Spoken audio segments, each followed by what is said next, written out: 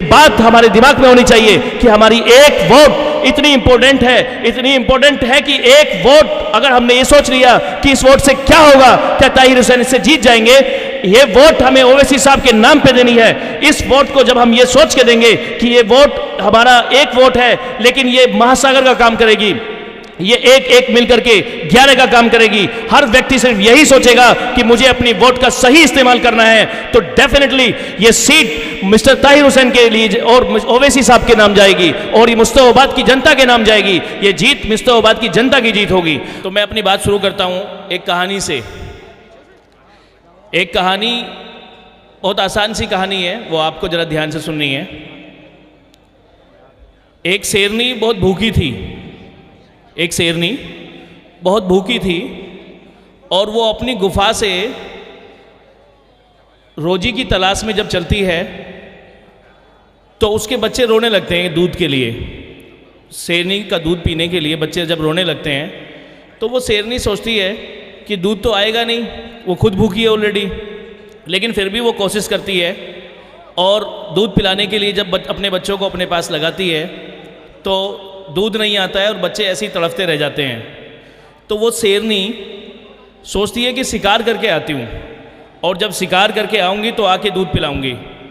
तो जब बच्चे ऐसे ही तड़फते रह जाते हैं और शेरनी शिकार के लिए चली जाती है तो एक पहाड़ी से बकरी देख रही होती है इस चीज़ को कि शेरनी जो है बाहर गई है लेकिन बच्चे तड़फ रहे हैं ऐसे ही। तो एक बार तो ऐसी चली जाती है तो बकरी ने सोचा कि क्यों ना मैं जाके दूध पिला दूँ। तो बकरी उन बच्चों को, तड़फते हुए बच्चों को जाके दूध पिला देती है। अब बच्चे सो जाते हैं। जब शेरनी वापस आती है तो आकर के देखती है कि बच्चे तो सोए हुए हैं। तो शेरनी सोचती है कि चलो दोबारा अब जो है कम से कम कोई शिकार मिलेगा तो आके दूध पिलाऊंगी। जब शेरनी दोबारा जाती है शिकार की तलाश में तो बच्चे फिर जो है दूध के लिए उसके पास आने लगते हैं। बच्चे तड़फ रहे होते हैं दूध पीने के लिए, लेकिन वो क्या करे बेचारी, वो भी भूखी थी। तो शेरनी फिर सोचती है कि चलो मैं बाहर जाती हूँ और कहीं से अपने रिज़्क़ की तलाश करती हूँ, शिकार करके लाती हूँ और शिकार करके खाने के बाद फिर बच्चों को दूध पिलाऊंगी। बकरी फिर पहाड़ी से देख रही थी, तड़पते हुए बच्चों को बकरी से देखा नहीं गया और वो बकरी दोबारा आकर के शेरनी के बच्चों को दूध पिला के चली जाती है। अब ऐसा 2-3 बार हुआ। शेरनी ने सोचा कि जब बच्चे इतने तड़फ रहे होते हैं, इतने भूखे बच्चे हैं, तो इन बच्चों को नींद कैसे आती है? भाई भूख में नींद कैसे आ सकती है? तो शेरनी जब ये सोचती है तो शेरनी एक दिन जब शिकार के लिए जा रही होती है तो वो अपना ध्यान बच्चों पे ही रखती है कि छुप कर के देखूं कि बच्चों को ऐसा क्या मिलता है कि ये भूख में भी जब मैं आती हूँ तो सो जाते हैं।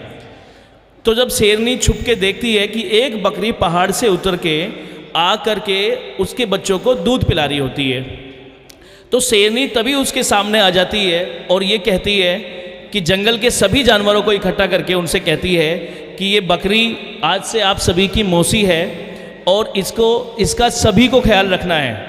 अब हाथी उस बकरी को अपने पीठ पर बिठा करके हरी हरी पत्तियाँ खिलाने लगे और जंगल के सभी जानवर उस बकरी का बहुत ख्याल रखने लगे कि भाई बकरी है, और उस बकरी का इतना सम्मान करने लगे कि कभी कोई कुछ ला के दे, कोई कुछ ला के दे, कोई कुछ ला के दे, तो बड़ा सम्मान करने लगे। तो एक दिन बगुला सोच करके बड़ा परेशान हुआ। एक बगुला था, वो उसने जाकर के देखा कि यार ये बकरी का इतना सम्मान हो रहा है। तो बगुले ने पूछा कि बकरी मौसी थोड़ा सा मुझे भी बताओ आपने ऐसा क्या किया? तो बकरी ने कहा कि मैंने एक एहसान किया था। तो बगुला सोचता है कि अब कोई बंदा मुझे भी नजर आएगा तो मैं भी एक एहसान करूंगा। अब एक दिन बगुला उड़ रहा था, बगुले को नजर आया कि एक चूहा सर्दी के मारे कांप रहा था। जब बगुले ने देखा कि ये चूहा सर्दी के मारे कांप रहा है तो बगुले ने जाके चूहे को अपने परों से ढक लिया। अब चूहे को बगुले ने अपने परों से ढक लिया तो जब चूहे में गर्मी आई तो चूहे ने बगुले के पर खा लिए। अब जब चूहे ने बगुले के पर खा लिए तो बगुला गया उस बकरी के पास, कहने लगा मौसी तूने मुझे ये क्या बात बताई? तूने जो बताया कि किसी पे एहसान करने का मामला, मैंने भी एक एहसान किया था। मैंने एहसान किया, उसने तो मेरे पर ही खा लिए, मुझे तो उड़ने लायक भी नहीं छोड़ा। तो बकरी ने कहा कि एहसान भी देख करके करना होता है। मैंने जो एहसान किया था वो एक शेरनी पे एहसान किया था, और तूने जो एहसान किया एक चूहे पे एहसान किया। आज हम अपने वोट को अगर ये नहीं देखेंगे कि हमारा वोट जा कहाँ रहा है, तो फिर हम ऐसे ही पछताएंगे, हमारे भी पर खा लिए जाएंगे। एक शेर असदुद्दीन ओवैसी आपके सामने अपना एक कैंडिडेट लेकर आए हैं, हाजी ताहिर हुसैन।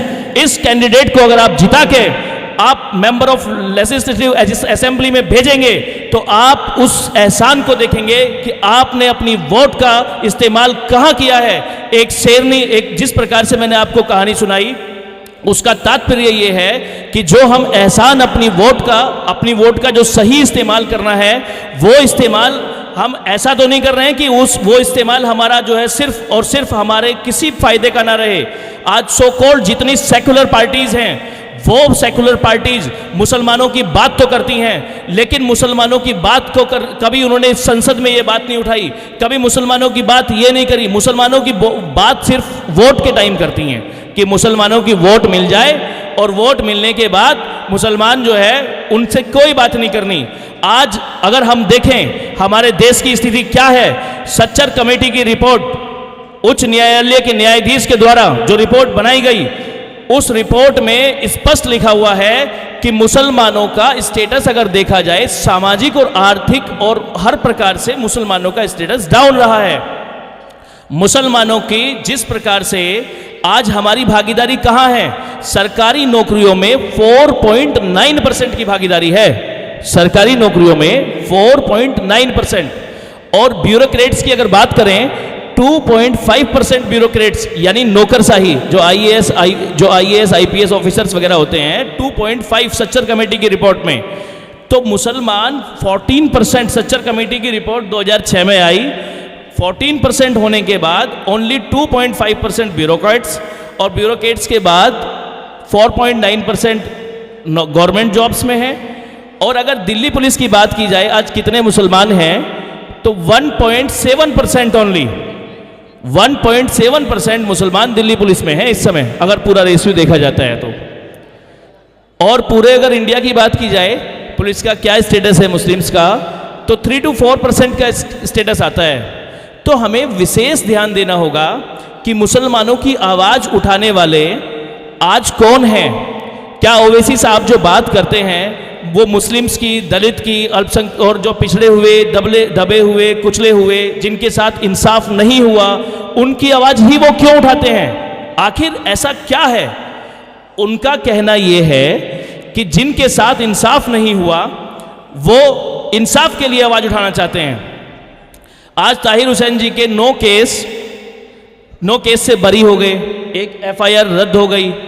तो ताहिर हुसैन जी को यहाँ से टिकट दे करके हमारे ओवैसी साहब ने उनके साथ हुए जुल्म को वो विक्टिम है, लेकिन उन्हें प्रस्तुत किया गया एक्यूज्ड की तरह कि वो एक एक्यूज्ड हैं। तो ओवैसी साहब ने इनको टिकट दे करके ये साबित किया है कि हमारे ओवैसी साहब दलितों के लिए, अल्पसंख्यकों के लिए, दबे हुओं के लिए, पिछड़े हुओं के लिए, कुचले हुओं के लिए सबके साथ खड़े हैं।